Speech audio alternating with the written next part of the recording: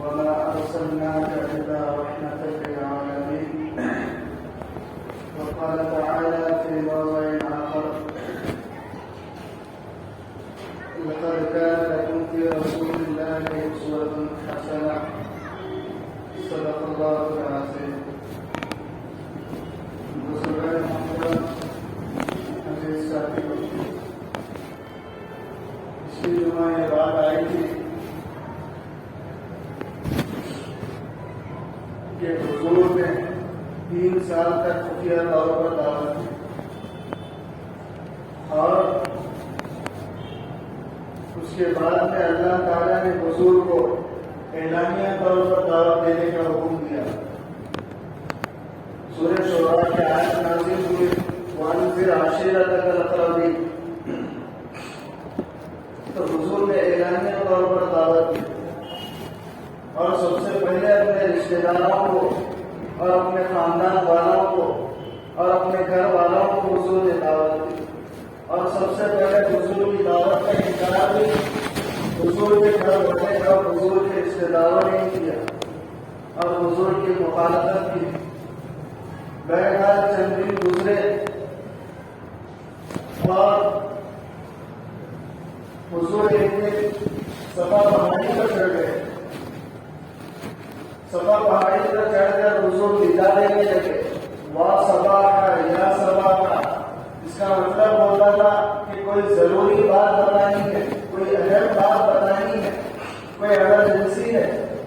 اور لوگ جب یہ نعرہ لگایا جاتا تو لوگ دوڑے دوڑے آتے تھے. تو حضور کے لیے نعرہ لگایا. سارے لوگ صفا پہاڑی کے پاس آئے دوڑتے ہوئے.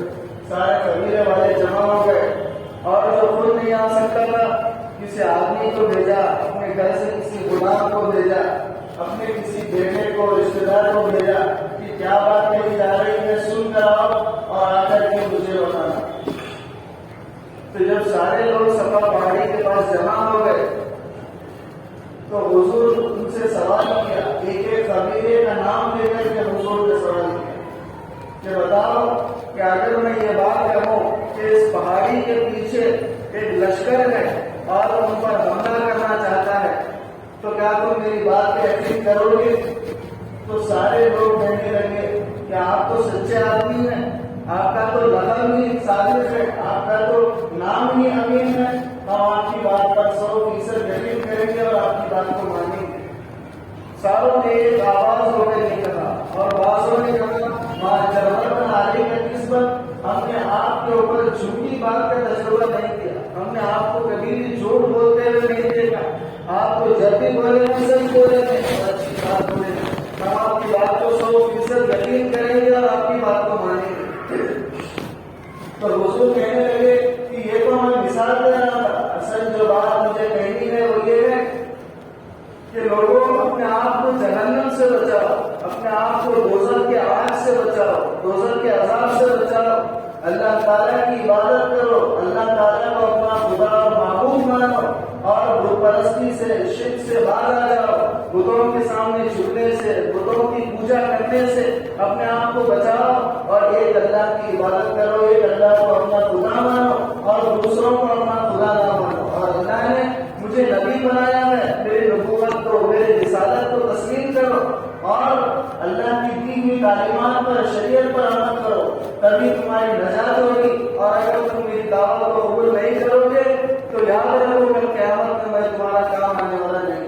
حضور نے یہ دعوت کی ان لوگوں کو، حضور کی دعوت دینا تھا کہ ساروں نے حضور کی مخالفت کی. اور وہی پڑا کہ سب سے پہلے ابو لہب نے حضور کی دعوت کو ٹھکرا دیا اور کہنے لگا غصے میں آ کر تبت لک سائر اليوم، آپ کے لیے تواریخ ہو، ہلاکت ہو، آپ کے ہاتھ ٹوٹ جائیں.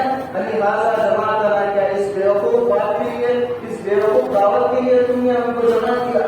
ابو لہب حضور کی گستاخی کرنے لگا اور حضور کو بددعا دینے لگا. تو اللہ تعالیٰ نے حضور کے دفاع میں حضور خاموش کر گئے. جبکہ حضور کی کوئی گستاخی کرتا، مذاق اڑاتا تو حضور اس کا جواب نہیں دیتے بلکہ اللہ تعالیٰ اس کا جواب دیتے. اللہ تعالیٰ نے اسی وقت سورہ لقب کو نازل کر دیا، 6 آیاتوں پر مشتمل. اور حضور آپ کو بتا دیا کہ حضور کی تواریخ نہیں ہے، تواریخ تو تیری ہے. جہنم میں تو جانے والا ہے، تیری بیوی بھی جہنم میں جائے گی. قبر یدا کی نمازیوں مطلب ابو لہب کے دونوں ہاتھ ٹوٹ گئے. دوسروں کو کہنا آتا ہے کہ تمہارے ہاتھ ٹوٹ جائے, تمہاری ہلاکت ہو, تو اللہ تعالیٰ نے اس کے بارے میں کہہ دیا کہ تمہاری ہلاکت ہو, تمہارے ہاتھ ٹوٹ جائے. ماتنا انو معلوم ہوگا کسر, اس کو مال کا گھمنڈ تھا تو اللہ نے بتا دیا تھا کہ مال تیرے کام میں نہیں آئے گا, اور تیری کمائی تیرے کام میں نہیں آئے گی, اور تیرے پاس جو بھی دولت ہے وہ تیرے کام میں نہیں آئے گی. ماتنا انو معلوم ہوگا کسر سیصلا نارا ذات لہب, ان قریب تو شعلہ زن آگ میں داخل ہوگا, تجھے جہنم میں داخل کیا جائے گا. وَامْرَأَتُهُ حَمَّالَةَ الْحَطَبِ, اور صرف تو جہنم میں داخل نہیں ہوگا, تیری بیوی بھی جہنم میں داخل ہوگی جو لکڑیوں کو لاد کر کے لاتی ہے. تیزی دیگا اور مٹھی مسر, اس کے گلے میں بٹی ہوئی رسی ہوگی. تو حضور کی شان میں گستاخی کیا تو اللہ تعالیٰ نے اس کا جواب دیا. حضور نے جواب نہیں دیا بلکہ قیامت تک کے لیے اس کے لیے سورت کو نازل کر دیا, اور قیامت تک جب قیامت تک اس کے اوپر بددعا پڑتی رہے گی, اس کی تباہی کی دعا لوگ کرتے رہیں گے. جب یہ بات اس کی بیوی کو پتا چلی کہ اس کے بارے میں قرآن میں ایسی آیت نازل ہوئی ہے, اس کے جہنمی ہونے کا کہا گیا ہے, تو اس کو غصہ آیا. اس کا نام تھا ام جمیل. حضور کی گستاخی کرتی, حضور کو تکلیف دیتی تھی, بالکل ابو لہب کی طرح تھی. تو جب اس کو پتا چلا کہ ایسی صورت نازل ہوئی ہے تو بڑا پتھر اٹھا کر کے حضور کو ڈھونڈنے لگی, اور حضور کعبۃ اللہ سے ٹیک لگا کر کے بیٹھے ہوئے تھے, اور ان کے بازو حضور کے بازو, حضور کے یار, حضور کے جو پکے دوست تھے حضرت ابوبکر صدیق پہ بیٹھے ہوئے تھے. دوڑتی ہوئی آئی, آ کر کے ابوبکر صدیق سے پوچھنے لگی کہ کہاں ہے تمہارے ساتھی, بتاؤ, آج ان کو مار کے میں ہلاک کر دوں گی, ان کو زخمی کر دوں گی. میرے بارے میں ایسی آیت نازل ہوئی ہے, مجھے پتا چلا, مجھے بتاؤ. حالانکہ حضور ابوبکر صدیق کے بازو بیٹھے ہوئے ہیں, اس کو نظر نہیں آ رہے. یہ کہنے کے بعد وہاں سے چلی گئی. جانے کے بعد ابوبکر صدیق حضور سے پوچھنے لگے کہ یا رسول اللہ, یہ کیا معاملہ, آپ میرے بازو بیٹھے ہوئے ہیں, اب اس کو نظر نہیں آئے, یہ کیا معاملہ؟ تو حضور کہنے لگے کہ اللہ تعالیٰ نے میری حفاظت کا ذمہ لے لیا ہے. جب یہ برے ارادے سے مجھے مارنے کے لیے, مجھے نقصان پہنچانے کے لیے, مجھے زخمی کرنے کے لیے آ رہی تھی, تو اللہ تعالیٰ نے جبرائیل علیہ السلام کو میرے پاس بھیجا, اور جبرائیل علیہ السلام اپنے 2 پروں میں مجھے چھپا لیا, جس کی وجہ سے وہ مجھے دیکھ نہیں سکے. یہ حضور کا معجزہ ہے. بہت سارے معجزے حضور کے ہاتھ سے ثابت ہوئے ہیں, بہرحال آگے تفصیل آئے گی.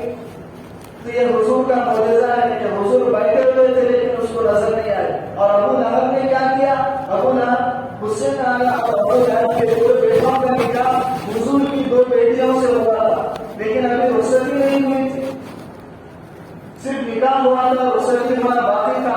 تو جا کر اپنے بیٹوں سے کہنے لگا اور زور ڈالنے لگا کہ جاؤ محمد کی بیٹیوں کو طلاق دے دو, اور نعوذ باللہ ان کے چہرے پر تھوک کر کے آئے.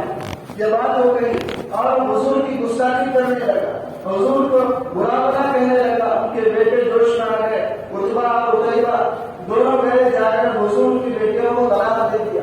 بیٹیوں کو طلاق ملنا, اس کا درد باپ سمجھ سکتا ہے. جس کی بیٹی کو طلاق دیا جائے وہ آدمی سمجھ سکتا ہے کہ بیٹی کو طلاق دینا کتنی خطرناک چیز ہے. حضور کو اندر سے تکلیف ہوئی, حضور کے آنکھوں سے آنسو جاری ہو گئے, اور عتیبہ نامی جو بیٹا تھا اس نے تھوکا حضور کے اوپر, لیکن اللہ کا کہنا ایسا ہوا کہ حضور کے اوپر تھوک نہیں گرا, حضور کے بازو میں گر گیا تھوک. تو حضور پہلے سے ہی دل ٹوٹا ہوا تھا طلاق کی وجہ سے, تکلیف کی وجہ سے, رنج و غم کی وجہ سے, تو حضور کی زبان سے بددعا نکل گئی. اللہم صلی علیہ قلبا من کلاب, یا اللہ اس پر کسی درندے کو مسلط کر دے, تیرے کتوں میں سے کسی کتے کو اس کے اوپر مسلط کر دے. جب یہ بات سنا تو پریشان ہو گیا ہوتا, حضور کو ماننے کے لیے تیار نہیں تھا, لیکن جب حضور کی زبان سے بددعا نکلی تو آ کر پوری زندگی حیرت میں جینے لگا. ہر وقت اپنی حفاظت کرنے لگا کہ میری موت تو کسی درندے کی وجہ سے آئی. ہر وقت ڈرتا رہتا, ہر وقت پریشانی کے عالم میں رہتا. ایک مرتبہ شام کا سفر کیا اپنے باپ کے ساتھ, راستے میں پڑاؤ ڈالے, رات ہو گئی, خیمے ڈالے گئے اور پڑاؤ ڈالا, تو سارے لوگوں نے اپنے آرام کا ٹھکانا ڈھونڈ لیا. تو یہ جو حضور کے اوپر تھوکا تھا عتیبہ, یہ کہنے لگا سارے لوگوں کو, اے لوگوں مجھے پتا ہے کہ مجھے حضور نے بددعا دی ہے, میری موت بڑی خطرناک آنے والی ہے, مجھے اپنی حفاظت کرنا ہے. ایک کام کرو, تم سارا سامان جمع کر دو اور ٹیک لگا دو سامان کا, اور کے اوپر سوؤں گا اور تم سارے لوگ میرے آس پاس میں سو. مجھے اپنی جان کا خطرہ ہے کیونکہ حضور نے میرے متعلق بددعا کی ہے. تو سارا سامان جمع کر کے ایک لگا کر کے سامان کے اوپر سویا اور سارے لوگوں کو اپنے اطراف میں سلایا. اور اللہ کا کرنا ایسا ہوا کہ شیر آ کر کے سارے لوگوں کے پیروں کو سونگنے لگا اور سب کی زبانوں کو سونگنے لگا, ایک ایک کے ہاتھوں کو سونگنے لگا. اور سونگنے جب پورے لوگوں کو سونگ لیا نیچے کے تو پیچھے کی طرف ہٹا اور چھلانگ مار کر کے عتیبہ کے اوپر کودا اور جا کر اس کی بھی زبان کو سونگا, ہاتھ پیر کو سونگا. سونگنے کے بعد ایک پنجے سے اس کے سینے کو پکڑا اور ایک پنجے سے اس کے سر کو پکڑ کر کے دو ٹکڑے کر دیے. یہ حضور کی بددعا کا نتیجہ تھا کہ اس کی موت ایک درندے کی وجہ سے آئی اور اللہ تعالیٰ نے برابر اسی کی موت لے لی. شیر کو بھیجا, شیر کو بھی اتنی سمجھداری تھی کہ حضور کا گستاخ کون ہے, بالکل اسی طریقے سے شیر آیا اور جو واقعی حضور کا گستاخ تھا اس کو ہلاک کر کے چلا گیا. ابو لہب کی موت کیسے آئی؟ گستاخوں کی موت دیکھیے آپ کیسے آتی ہے. آج بھی اگر کوئی گستاخی کر رہا حضور کی تو ان کی موت بڑی بدترین آئے گی. آپ دیکھیے لوگ اللہ تعالیٰ ان کو دنیا کے لیے عبرت بنا دیں گے, چاہے وہ حیدرآباد کا راجا سنگھ ہو یا پھر نکل شرما ہو یا پھر نرسنگ آنند ہو یا پھر وسیم رضوی ہو, چاہے کوئی بھی حضور کی گستاخی کرے ان کی موت بڑی بدترین آئے گی. میں تو اللہ سے دعا کرتا ہوں کہ اللہ کو ایسی بدترین اور سخت ترین موت دے اور ایسی دردناک موت دے کہ قیامت تک کسی کی ہمت نہ ہو حضور کی شان میں گستاخی کرنے کی. ابو لہب کی موت کیسی آئی؟ اللہ تعالیٰ نے اتنی خطرناک بیماری میں اس کو مبتلا کر دیا کہ اس کی جسم سے اتنی غلیظ بو آتی تھی کہ ان کے بیٹوں نے, ان کے رشتے داروں نے اپنے گھر سے نکال دیا اس کو اور اپنے گھر سے کسی دور جگہ لے جا کر کے ایک گندے کمرے میں اس کو بند کر دیا. نہ اس کو کھانا دیتے, نہ اس کا علاج کرتے, نہ اس کی بات سنتے, نہ اس کی ملاز پرسی کرتے, اس کو کمرے میں ڈال کر کے بند کر دیا. سارا دن چلاتا پکارتا اور اندر سے ہدایت دیتا, کوئی اس کی سننے والا نہیں تھا. اور ایک دن بے چین ہو کر کے کمرے سے باہر نکلا اور چوک پر آیا, جیسے چوک ہوتے ہیں وہاں پر آیا. آنے کے بعد اس کی روح قبض ہو گئی, جان نکل گئی اور اتنی غلیظ پوٹ تھی کہ کوئی آدمی اس کے قریب جانے کے لیے تیار نہیں تھا. حضور کی گستاخوں کی موت سنی آپ, کوئی اس کے قریب جانے کے لیے تیار نہیں تھا. بیٹے تک اس کے قریب جا کر کے اس کی تدفین کرنے کے لیے تیار نہیں تھے. تو کوئی لوگ بڑے عمر کے لوگ ان کے بیٹوں کو کہنا دینے لگے کہ بھائی جاؤ تمہارا باپ کرو, اس کی تدفین کرو, چاہے اچھا کرو برا تھا, اس کی تدفین کا انتظام کرو. تو ان کے بیٹوں نے مزدوری دے کر چند لوگوں کو بلایا اور اس کی تدفین کرنے کا سوچا اور پیسے دے کر کے مزدوروں کو بلایا. مزدور پیسے لے کر آئے لیکن پھر بھی اس کے قریب جانے کے لیے تیار نہیں تھے, اس کی تدفین کرنے کے لیے تیار نہیں تھے. وہ اتنی خطرناک تھی کہ دور سے گڑان کھولنے کے بعد بڑے بڑے بموں سے اس کو دور سے ڈھکل کر کے گڑے میں گرا دیا. اس کے قریب جا کر کے اس کی تدفین کرنے کے لیے مزدور تیار نہیں ہوئے. تو گستاخوں کی موت ایسے آتی. اس کی بیوی کی ام جمیل, جس کو قرآن میں کہا گیا کہ اس کی موت ایسے آئے گی کہ وہ لکڑیوں کو ناپ کر کے لا رہی ہوگی اور اس کے گلے میں لکڑی کا پھندا پڑ جائے گا اور اس حالت میں دم گھٹ کر کے اس کی موت ہوگی. بالکل اسی طریقے سے اس کی موت ہوئی. مالدار تھی لیکن بڑی کنجوس تھی. جنگل کو جاتی تھی, لکڑیاں لے کر کے آتی تھی, خود کام کرتی تھی اور کانٹے بھی لے کر آتی تھی. خاص طور سے حضور کے راستے میں کانٹے بھی جاتی تھی اور حضور کو تکلیف دینا اس کا مقصد ہوتا تھا. حضور کو تکلیف دیتی, مزاق اڑاتی, خوش ہوتی تھی. ایک دن لکڑیوں کی گٹری باندھ کر کے سر پہ رکھ کر کے لا رہی تھی.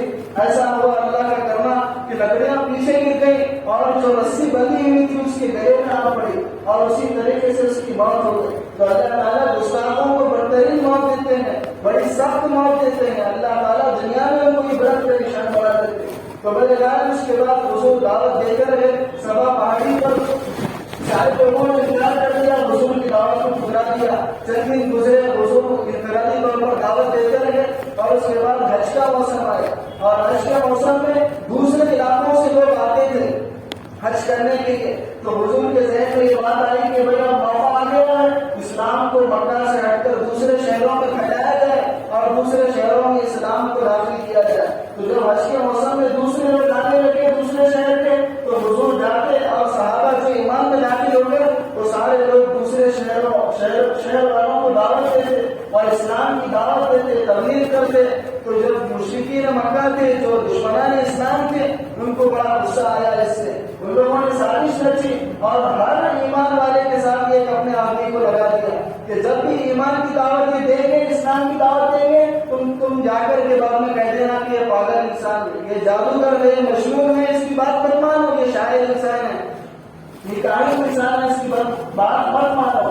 بلکہ بعض لوگوں کو حضور کے دعوت دینے سے پہلے جا کر کے بولتے تھے کہ مکہ میں فلانا پاگل انسان ہے، اس کی بات مت سنو۔ تو اللہ نے ان کے مگر کو ہم پر ہی لوٹا دیا۔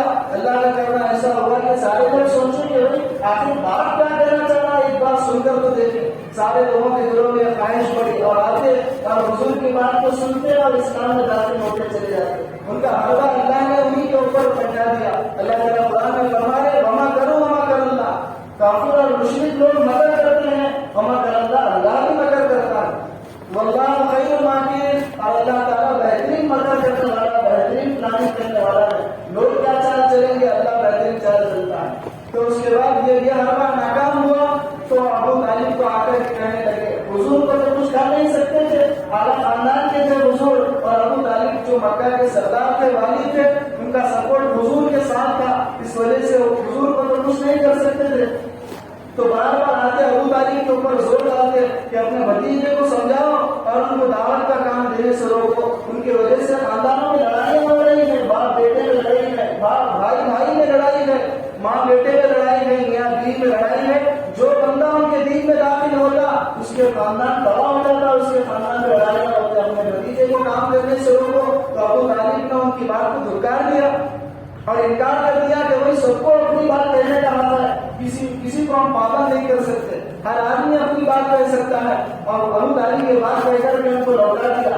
اس کے بعد چند دن کے بعد پھر آئے، ابو طالب کے اوپر زور دینے لگے کہ آپ اپنے بھتیجے کو روکیے یا آپ ہمارے بیچ میں سے ہٹ جائیے، ہم آپ کے بھتیجے کو سکھا کر دیں گے، ان کو سکھا دیں گے، ان کو سبق سکھا دیں گے، آپ ہمارے بیچ میں سے ہٹ جائیے۔ ابو طالب بار بار ان کو لوٹا دیتے، کئی مرتبہ ابو طالب کے پاس آئے اور ایک مرتبہ بڑے غصے میں آ کر کہنے لگے کہ آپ اپنے بھتیجے کو سمجھائیے یا نہیں تو خون خرابے کے لیے تیار ہو جائیے، مکہ کی زمین پر خون گرے گا اور خاندان والے آپس میں لڑیں گے، آپ تیار ہو جائیے۔ جب دھمکی دے کر کہنے لگے تو ابو طالب سوچے کہ بھائی معاملے کو سمجھانا چاہیے اور حضور کو سمجھانا چاہیے۔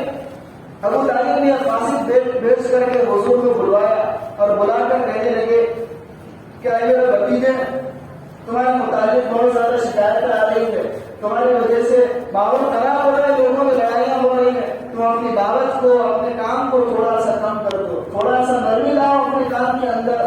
تو حضور مسکرانے لگے اور کہنے لگے کہ اے میرے چچا، آپ نے میرا بہت ساتھ دیا، آپ نے ہر وقت میرے کام میں آئے، اب آپ کی مرضی ہے آپ میرا ساتھ دے یا نہ دے، لیکن میں یہ کام کرتا رہوں گا، یا تو اس دین کو غالب کر دوں گا یا تو یہ کام کرتے کرتے اس دنیا سے چلا جاؤں گا۔ میرے ہاتھ میں ایک ہاتھ میں سورج رکھ دیا جائے اور ایک ہاتھ میں چاند رکھ دیا جائے، لیکن میں پھر بھی اس کام سے پیچھے ہٹنے والا نہیں ہوں، آپ کی مرضی ہے، چاہے تو آپ میرا ساتھ دے یا نہ دے۔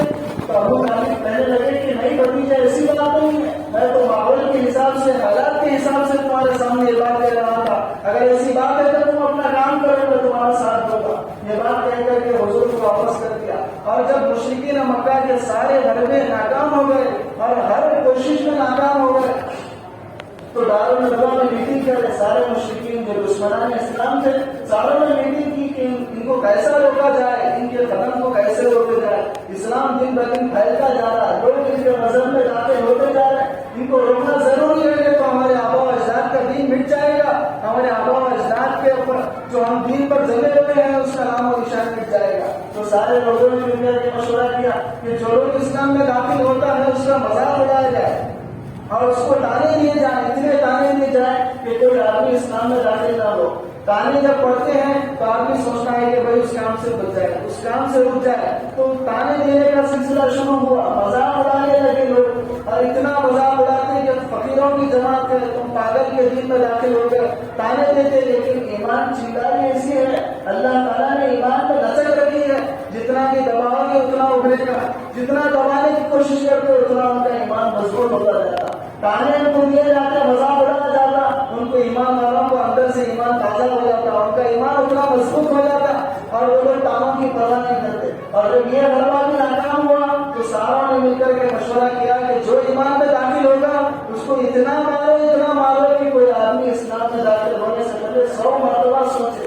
اسلام کو موت کی تصویر دے دی گئی، جو جو آدمی اسلام میں داخل ہوگا گویا کہ موت کو دعوت دیتا ہو. یہ حالت پیدا کر دی گئی مکہ میں. اور سب سے پہلے جو ظلم شروع ہوا غلاموں پر شروع ہوا, کیونکہ غلام آقا کے تابع ہوتے تھے اور ان کی کوئی حیثیت اور مقام نہیں ہوتا تھا. تو سب سے پہلے جو ظلم کیا گیا غلاموں پر کیا گیا, اور غلاموں میں حضرت بلال رضی اللہ تعالیٰ عنہ اسلام میں داخل ہو گئے. ان کے آقا کو معلوم ہوا, پتہ چلا کہ میرا غلام اسلام میں داخل ہو گیا. حالانکہ غلام میں جب تک میں نہ چاہوں وہ اپنی مرضی سے کوئی کام نہیں کر سکتا. تو جب حضرت بلال کے بارے میں اس کے آقا کو پتہ چلا تو مارنا شروع کیا اور آدمیوں کو بلایا, مزدوری دے دے مکہ کی گرم ریت پر لٹا دیا. اتنی خطرناک گرمی ہوتی ہے مکہ کی. آج بھی جو حج کو گئے ہیں وہ جانتے ہیں کہ دوپہر میں نکلنا گویا کہ موت کو دعوت دینا ہے. اتنی سخت گرمی ہوتی ہے مکہ میں. تو دوپہر کے وقت میں حضرت بلال کو ملا دیا جاتا اور باری باری مارتے, اور مار مار کر جب تھک جاتے تو دوسرے آدمی کو دیتے, وہ آدمی مارتا, مارتے مارتے تھک جاتے لیکن حضرت بلال مار کاٹے نہیں کرتے. ہمیشہ یوں کہتے ہیں کہ اگر میرا خدا تو ایک ہے, اللہ ہے, میں بت پرستی نہیں کرتا, میں دوسروں کو معبود نہیں مانتا. اور جب مار مار کر تھک جاتے بیٹھتے تو بول کر کے بیٹھتے کہ ہم تجھ پر رحم کر کے نہیں بیٹھ رہے بلکہ ہم تھک گئے اس لیے بیٹھ رہے. اتنا مارا کہ حضرت بلال کے جسم میں کوئی حصہ ایسا نہیں بچا کہ جہاں پر زخم نہ ہو. تو ایک مرتبہ ایسے ہی مار رہے تھے, حضرت ابوبکر صدیق وہاں سے گزرے اور دیکھا کہ ایک ایمان والے کے اوپر اتنا ظلم ہو رہا ہے. تو حضرت ابوبکر صدیق حضرت بلال کے آقا کے پاس آئے اور اس منہ وہی قیمت اس کو دے دی. جتنی قیمت وہ مانگتا تھا اتنی اپنی طاقت کے حساب سے مانگا, اتنی قیمت اس کو دے کر کے حضرت بلال کو آزاد کرا دیا. تو سب سے پہلے اللہ تعالیٰ ایمان پر ثابت ختم ہونے سے جو سب سے پہلے اللہ تعالیٰ انعام دیتے ہیں وہ آزادی کا دیتے ہیں. تو حضرت بلال ایمان پر ثابت ختم رہے تو اللہ تعالیٰ نے سب سے پہلے ان کو آزادی دلائی. اس کے بعد بہت ساری چیزیں تھیں, اور کباب کی نارد آگ کے انگاروں پر ان کو بکایا جاتا تھا, آگ کے انگاروں پر ان کو بٹھا دیا جاتا تھا, اور جب آگ کے انگارے بجھ جاتے ٹھنڈے ہو جاتے تو ان کو چھوڑا جاتا تھا. اور حضرت زہیرہ نامی ایک خاتون تھی, ان کو اتنا مارتے کہ ان کی آنکھوں کی روشنی چلی گئی. جب آنکھوں کی روشنی چلی گئی تو کہنے لگے کہ تمہیں بتوں کی بدوا لگی ہے, اس وجہ سے تمہاری آنکھوں کی روشنی چلی گئی. تو حضرت زہیرہ ہنس کر کہنے لگی کہ ارے بیوقوفو, ان پتھروں کی جن کو تم خدا مانتے ہو, جن کی تم عبادت کرتے ہو, ان کو تو ان کی عبادت کرنے والوں کا بھی نہیں پتا. یہ تو اللہ کی مجھ پر آزمائش ہے, اللہ تعالیٰ نے میرے ساتھ آزمائش کی ہے, اللہ کے ہاتھ میں ہے دینا اور لینا, اللہ چاہے گا تو میری روشنی لوٹا دے گا. اللہ نے کرنا ایسا ہوا کہ ان کی روشنی واپس آ گئی. تو جب روشنی واپس آ گئی تو کہنے لگے کہ محمد نے تجھ پر جادو کر دیا, اس لیے تیری روشنی واپس آ گئی. اور اسلام کی سب سے پہلی شہادت ایک خاتون نے دی ہے, حضرت سمیہ رضی اللہ تعالیٰ عنہ. ایک واقعہ بتا کر کے اپنی بات ختم کرو. حضرت سمیہ 80 سال کی بری عورت تھی. سب سے پہلے جو اسلام میں شہادت ہوئی حضرت سمیہ کی ہوئی. اس سے پہلے کسی نے اسلام کے لیے دین کے لیے مار نہیں کھایا تھا. 80 سال کی بوڑھی عورت تھی. جب ابو جہل کو پتا چلا کہ بوڑھی عورت بھی محمد کے دین کو قبول کر لی ہے تو آیا غصے میں آنے دینے لگا کہ بوڑھی ہو کر بھی ایک چھوٹے بچے کے دین کو قبول کر لی, تو اس کے دین سے پلٹ جا, ایمان سے مکر جا, تو دوبارہ اپنے آبا و اجداد کے دین پر آ جا, ورنہ میں تیری اوپر کا خیال نہیں کروں گا. تو بوڑھی عورت ہو کر کہنے لگی کہ تجھے جو کرنا ہے کر, میرا جسم تو بڑا ہو چکا ہے, کمزور ہو چکا ہے, لیکن میرا دل میں ایمان بڑا مضبوط ہے, تجھے جو کرنا ہے وہ کر دو. تو ابو جہل کو آگے کا غصہ, لوہے کا برچہ اٹھایا, لوہے کا سلاخ کا ایک ٹکڑا ہوتا تھا, برچہ اٹھا کر کے حضرت سمیہ کی شرمگاہ پر مارا. اتنی زور سے مارا کہ سامنے سے گھس کر کے پیچھے سے نکل گیا, اتنی زور سے مارا. پھر کہنے لگا کہ ابھی میں موقع ہے تو اسلام سے پھر جا اور محمد کے دین سے پھر جا اور کلمے کا انکار کر دے. تو حضرت سمیہ کہنے لگی آسمان کی طرف دیکھ کر کے, دیکھ آسمان پر دیکھ. اور وہ دیکھا, بولا کیا نظر آیا گویا کہ آسمان پر. حضرت سمیہ کہنے لگی کہ دیکھ سامنے مجھے جنت نظر آ رہی. اور وہ بیوقوف آدمی ہے جو جنت کو دیکھ کر اسلام سے پھر جائے, تو جلدی مار, میں جنت میں جلدی جانا چاہتی ہوں. ابو جہل کو اور غصہ آیا, دو اپنے مضبوط اونٹوں کو بلایا, منگوایا اونٹوں کو, اور ایک پیر سے ایک اونٹ کو باندھ دیا اور دوسرے پیر سے دوسرے اونٹ کو باندھ دیا, اور دونوں سیٹ میں دونوں اونٹوں کو چھوڑ دیا. بیچ سے حضرت سمیہ کے دو ٹکڑے ہو گئے. ایک حصے میں ایک پیر اور ایک ہاتھ اور سر گیا اور دوسرے حصے میں ایک پیر اور ایک ہاتھ گیا، جسم کے دو ٹکڑے ہو گئے۔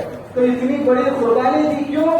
کیونکہ ان کو پتا تھا کہ اس دنیا میں ایمان سے زیادہ قیمتی چیز کوئی بھی نہیں، ایمان سب سے زیادہ قیمتی چیز ہے اس دنیا میں، ایمان سے زیادہ قیمتی چیز کوئی کچھ بھی نہیں ہے۔ اسی لیے ایمان کے لیے اپنی جان لگاتے، مال لگاتے، خاندان کو لگا دیتے، اپنی ہر جسم کے ٹکڑے کروا دیتے، لیکن ایمان کو حاصل جانے نہیں دیتے۔ پھر بھائی اس ایمان کی قدر کو سمجھو اور اپنے ایمان کو بچانے کی کوشش کرو اور اسلامی تعلیمات پر عمل کرنے کی کوشش کرو، علماء سے جوڑو اور دینی تعلیم کو سیکھو، شریعت تعلیم سیکھو، اسلامی تعلیمات کو سیکھ کر اس پر عمل کرنے کی کوشش کرو۔ تو اللہ سے دعا ہے کہ اللہ تعالیٰ عمل کی توفیق عطا فرمائے۔ اس کے بعد کے حالات انشاءاللہ آئندہ جمعہ بیان کیا جائے گا۔ وآخر دعوانا الحمد للہ رب العالمین۔ جو حضرات سنتوں